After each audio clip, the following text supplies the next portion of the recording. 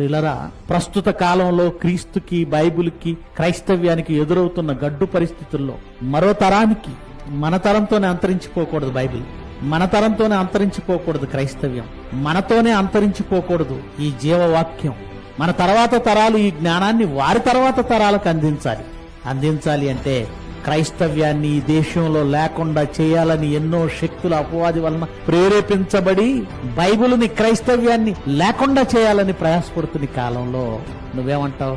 ఎవరు చేయలేరండి, ఆయనే చూసుకుంటాడండి, యెహోవా ఈరేనండి. కరెక్టే, దేవుడు చూసుకుంటాడు.